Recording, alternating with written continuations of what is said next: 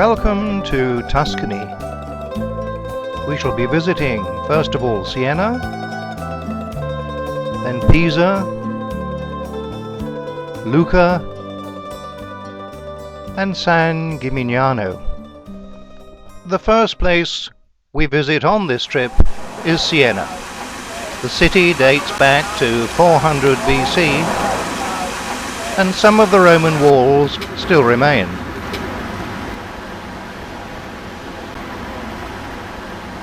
Siena is now a World Heritage Site. The historic centre of Siena lies in a hollow. The famous bell tower can just be seen.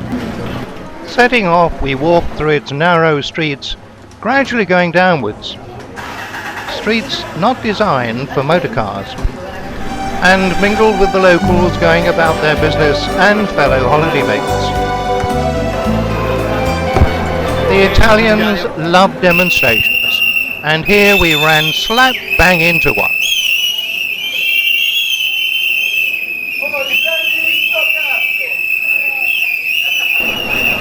Letting these noisy chaps go by, we made our way to the impressive Piazza Del Compo, which dates back to the year 800 AD.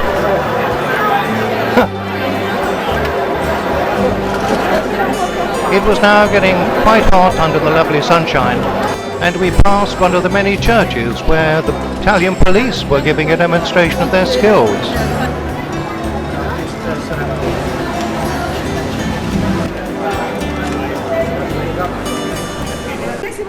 The sight of the flags gave us an indication that we were near the centre, and then it opened up before us. The Piazza del Compo, with the Palazzo Pubblico and the famous Torre del Mangia, or bell tower. At 290 feet high, built in the 14th century, it was then the tallest building in Italy. The famous Palio, a medieval horse race, is run here every year.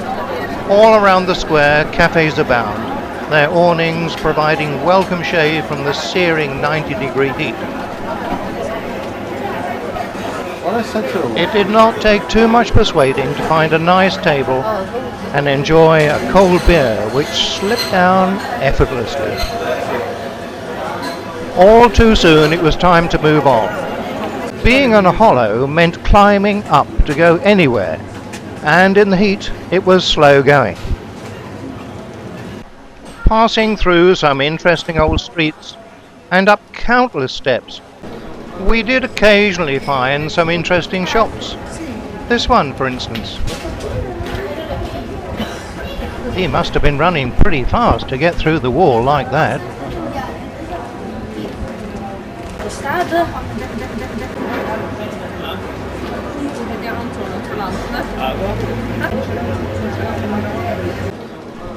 A few more streets to get to see the cathedral, our next main point of interest in Siena. And there it was, the city's pride and joy. Built in the 13th century, it is one of the finest examples of Italian Renaissance Gothic style of architecture. Just behind the tower is the dome, topped by a golden orb, star and a cross. The majestic front is a joy to behold, with its perfect symmetry, a masterpiece of design and artistry. Pictures all the way up, right through.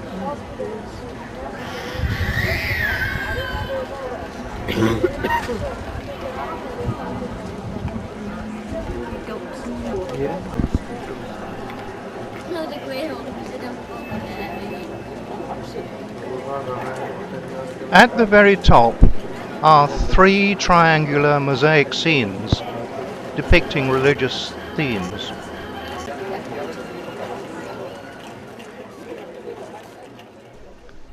Inside, it is like no other cathedral.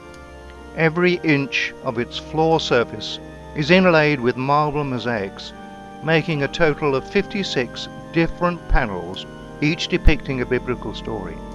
The walls are similarly decorated. It is a truly magnificent sight, the finest in Italy. Time waits for no one, and once again it was time to move on to our next location. So we took a last look at the stunning front of the building. Pictures all the way up, right through.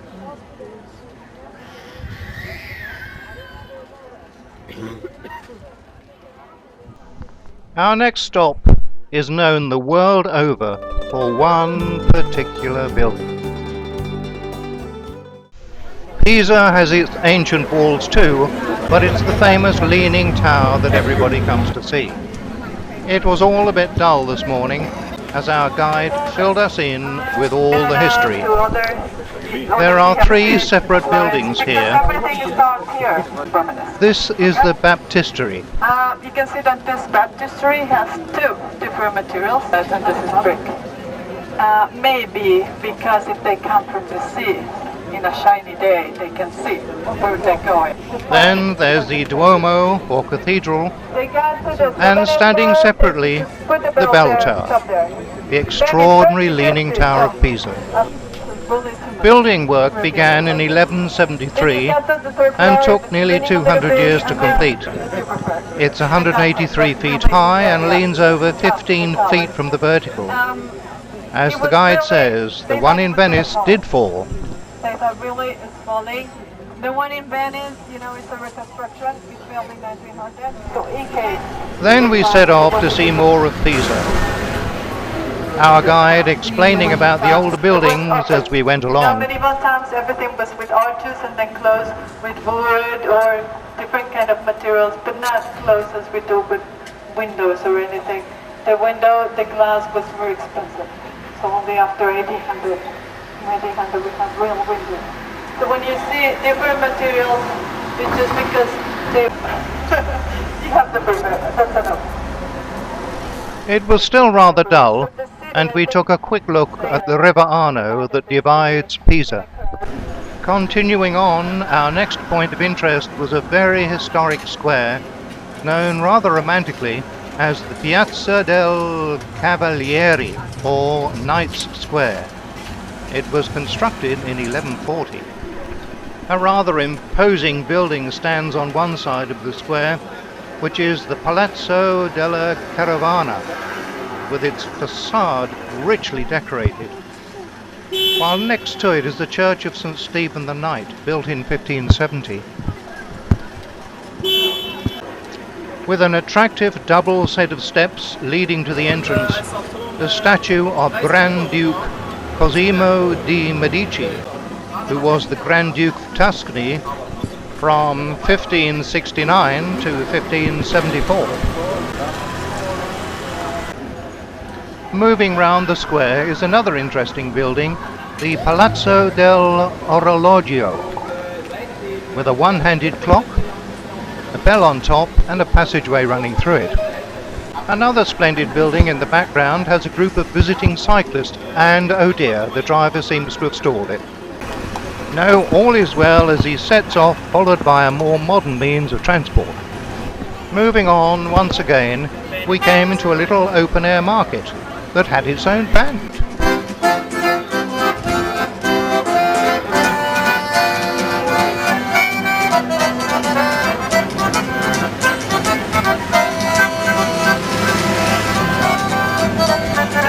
After a stop for lunch, and with the return of the sunshine, we made our way back to the cathedral area.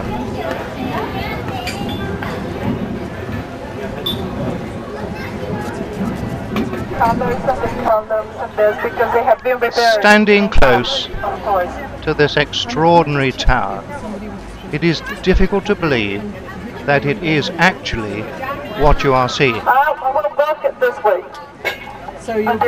Even filming it led me to follow its inclination. It's quite incredible and plays tricks on the eyes, and indeed one's brain. We then return to this very important area. This is where you stand to have your photo taken holding up the tower.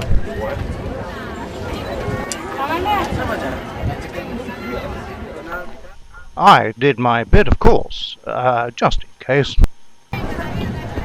Now this young lady appears to have got it all wrong. she's pushing it over. The next day we visited Lucca, the only town in Italy completely surrounded by walls.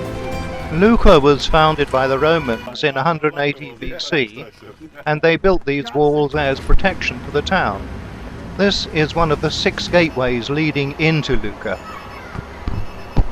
I love old castles and city walls, but these walls are very different, as they are extraordinarily wide. Wide enough for a road that extends for the 3 miles encircling the town. Riding or walking round the walls is a very pleasant pastime, both for visitors and people of Lucca. At various intervals are remains of possibly soldiers' billets or stables, and the complex design of fortifications can be seen. Being high up on the walls, you look down over the town with its many historic buildings. This is the Basilica of San Pliliano, begun in 1147, and its impressive bell tower. Some of the gardens on view could be from ancient Rome itself.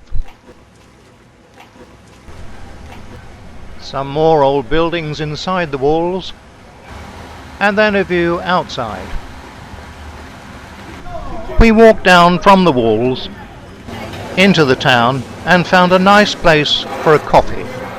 The cafe was in fact located right next to the bell tower of a very famous church, San Michel In Foro.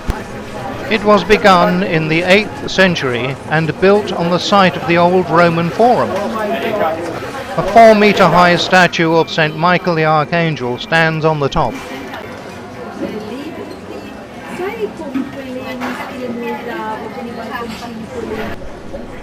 A total of 45 slender pillars ordain the front of the building. It's an unusual design, being so slender and narrow at the top, almost like a sail. But it has stood the test of time. It hasn't been blown down yet. There were some workmen close by, and I tried to bribe them to stop hammering. All to no avail, I didn't have enough euros. More slender pillars adorn the sides and the bell tower itself. The church stands, understandably, in the Piazza San Michele. Lucca is the birthplace of Giacomo Puccini, and the Turandot cap is a reminder of that fact. Walking on through the narrow streets, we soon come to our next point of interest, the Corte San Lorenzo. At the far end of the square is a statue of a seated man. The man being admired by a young lady is Giacomo Puccini. Puccini was born in Lucca in the year 1859 in the house on the right. It is now a museum, but to my great disappointment was unfortunately closed as it was being renovated. It was in this house that Puccini wrote his opera Turandot. The contractor's board nearly obscuring the museum sign here. An informative sign in Italian tells us all about it, with a convenient one next to it in English.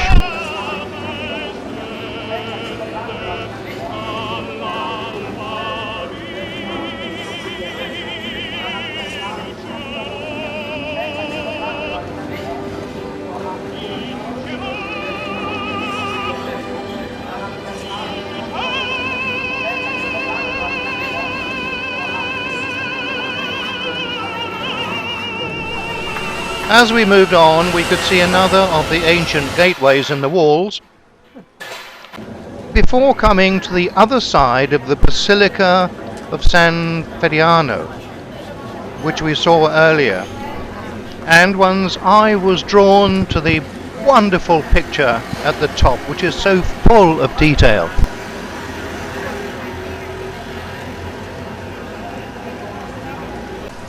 Another short walk brought us to the Piazza Del Amphitheatro. This is where the Roman amphitheatre used to be. Apartments now overlook the area where once gladiators and possibly animals fought to the death before excited crowds.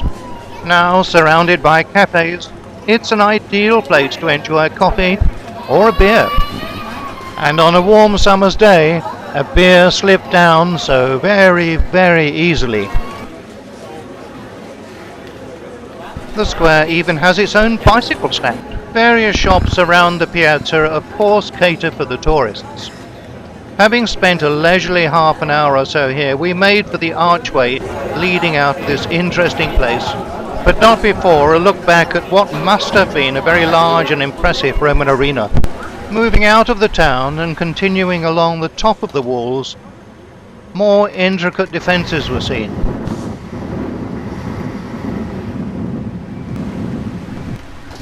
The trees along the walls were planted in the 19th century, making an attractive avenue to walk or ride along. A great way of riding is to hire one of these interesting machines, either built for two, ideal for these delectable, lovely, happy, smiling young ladies, Buongiorno! or for four, ideal for these folk.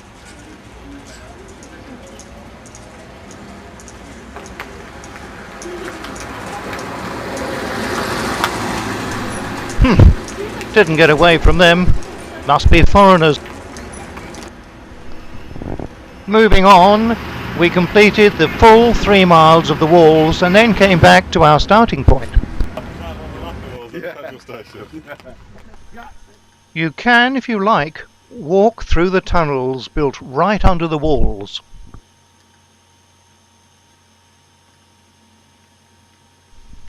The last town on our schedule was San Gimignano. Now these are the type of walls I prefer, complete with a half-round tower on the corner. This medieval town dates from the 10th century and is a UNESCO World Heritage Centre. San Gimignano is famous for its towers, of which only 14 remain. However, it appears to have a thriving pottery industry, and there are plenty of little shops.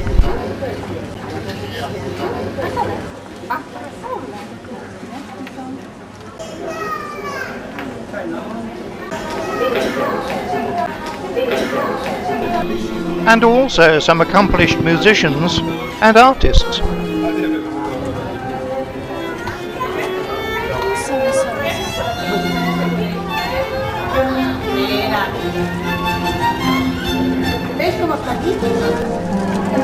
This tall, elegant lady was quite eye-catching.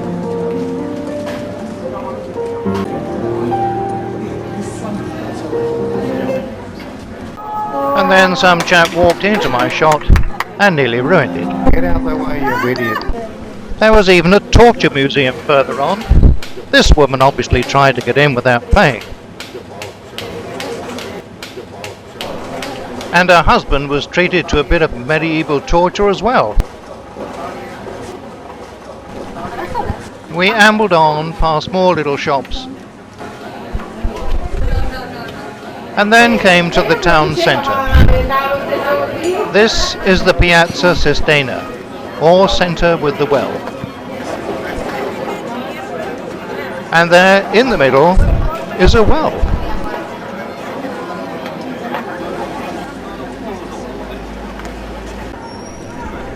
It was a blisteringly hot day with the temperatures in the high 90s, and shade and a beer or two was favourite.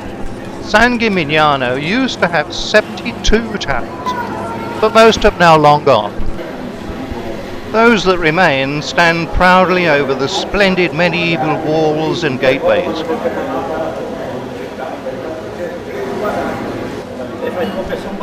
Meanwhile, locals chatted over the price of fish or something, as others took refuge in the shade. Close by were the steps leading up to a rather plain-looking cathedral. Everywhere people kept in the shade where possible as the midday sun beat down.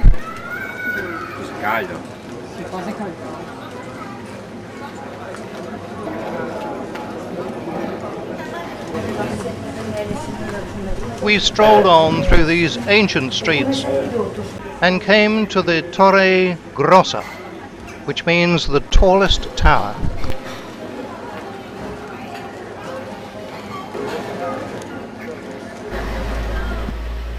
I took a last look at these narrow streets which hadn't changed for centuries. It was time to move on and make an afternoon visit to the Castello di Meleto. This splendid 15th century castle is now a hotel owned and run by one family.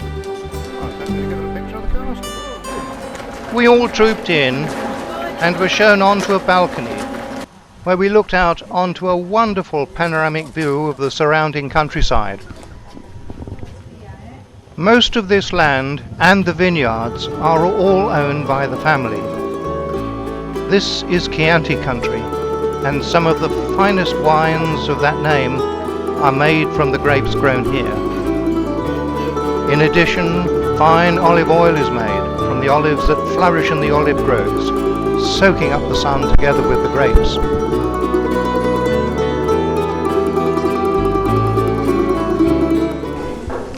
Going back inside, we were treated to a cookery demonstration and pasta making, which was most interesting.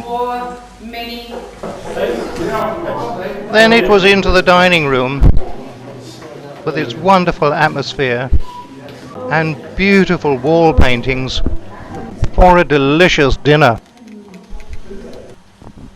Afterwards, in the late afternoon sunshine, and now mercifully cooler, we strolled around the grounds. This was effectively the end of our visit to Tuscany. Before setting off, I really didn't know what to expect, but I have been captivated by the historical towns, their buildings, the food, wine, and of course the sunshine. It was certainly a trip to remember.